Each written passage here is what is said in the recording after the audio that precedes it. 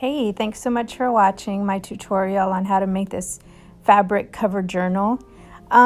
Just getting right into it, I have this quilted pillow sham from like a bedspread combination that I've had for years.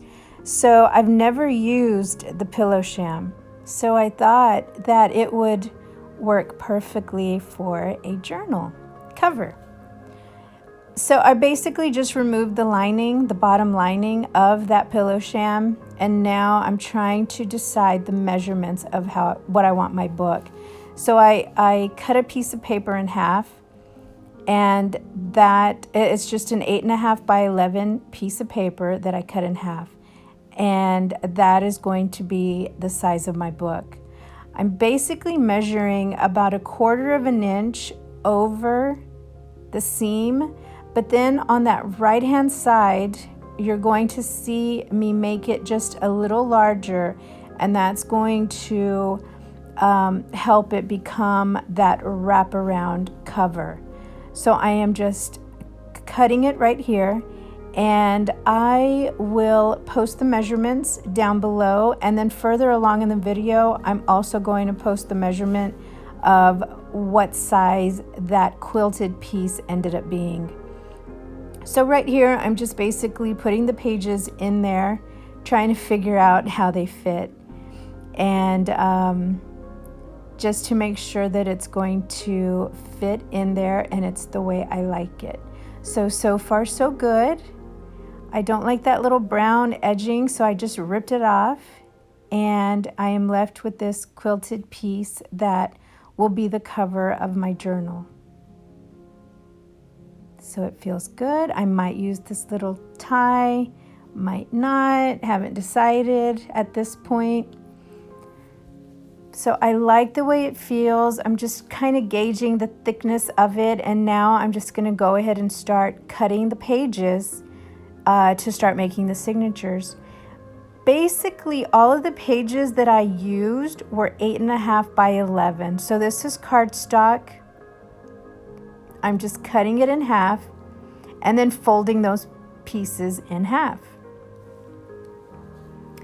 And here's a little bit of tea-stained ledger paper, the same thing, cutting in half and then folding it in half.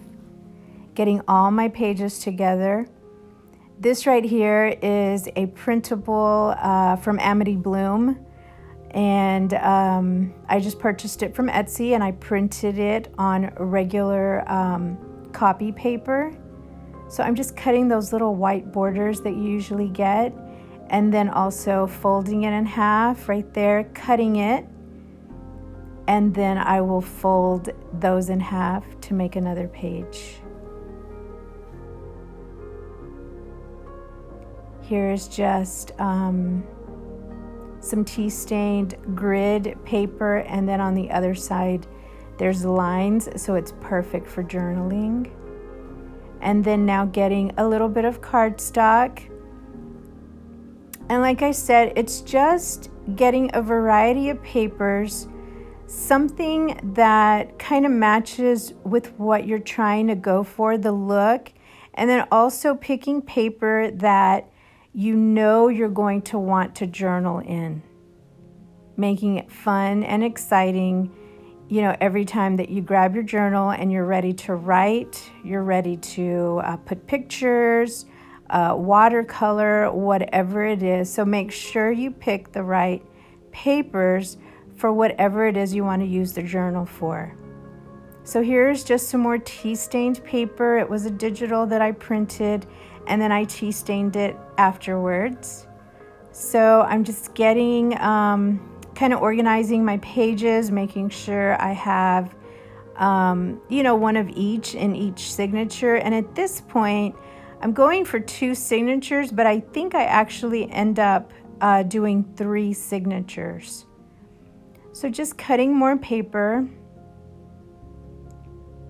measuring it, just making sure that, they're all the same size. Usually I don't have the same size pages in my journals, but for whatever reason, this time I wanted the pages to be the same size. So just now putting them, tucking them inside, into one another to create the signatures, and alternating, cardstock, tea stained, floral, patterned paper, that kind of stuff, just to make it interesting and pretty.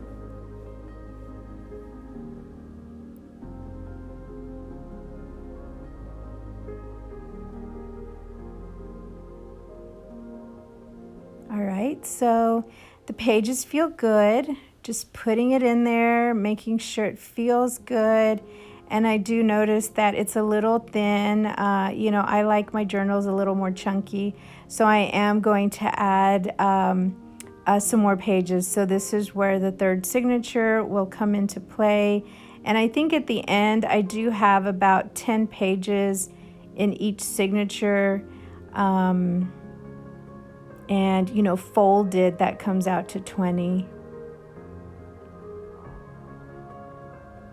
So just putting all the pages together, getting the signatures the way I want them, and continuing to add paper. Just add, like I said, whatever paper you like. It doesn't have to be special. I mean, it doesn't have, you don't have to go out and buy paper. I'm adding here music page. It's some vintage sheet music, and just trimming it up so that it fits into the journal.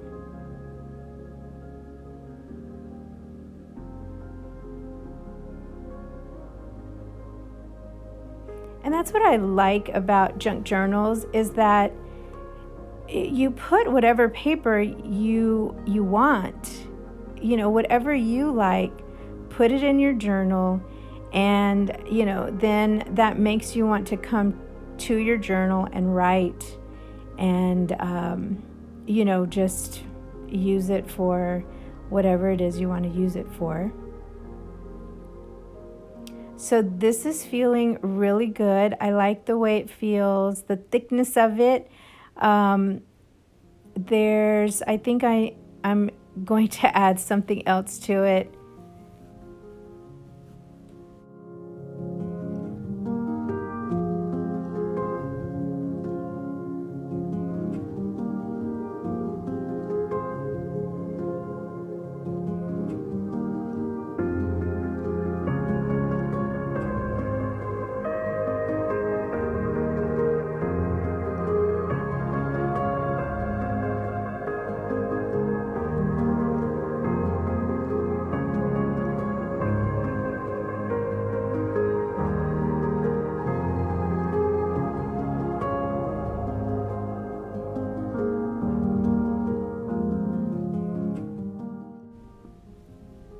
So I decided that it needed just a little more, so I am going to add the little signature covers or signature wraps over each of the signatures. So I basically just get some scrap cardstock that I had, and I'm going to use that.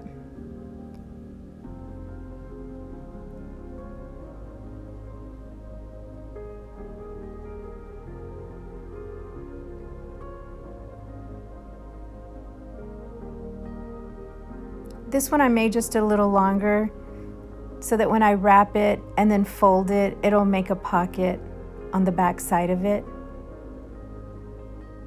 So yeah, I just folded it over, and that'll be a little pocket.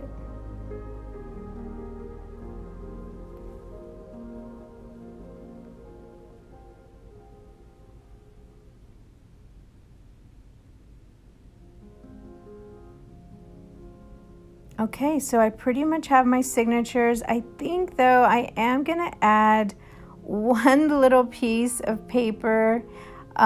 Here's some white construction paper. It's a little thicker, and I like the way it feels, inside the journals, and it's good for watercolor.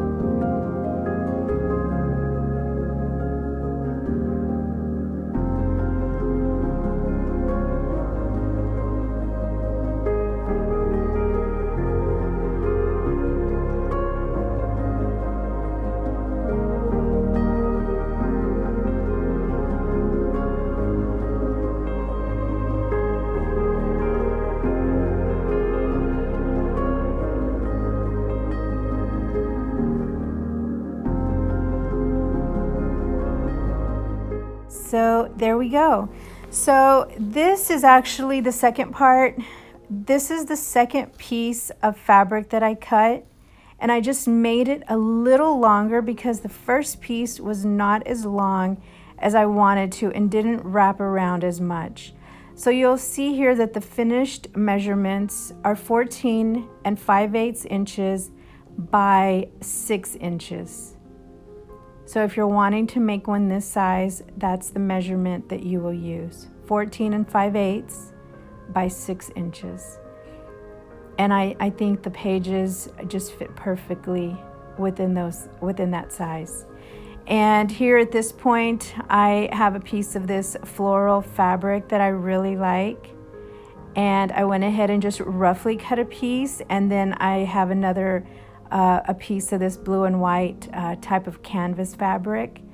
And they don't really even match up in the back. I just kind of roughly cut them.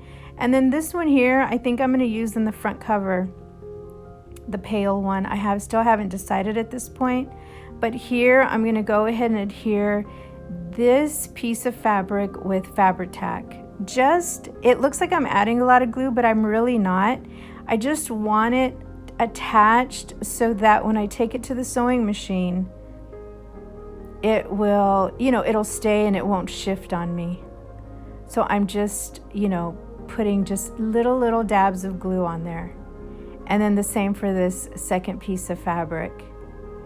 Just putting a little bit of glue just so that it stays while I sew it.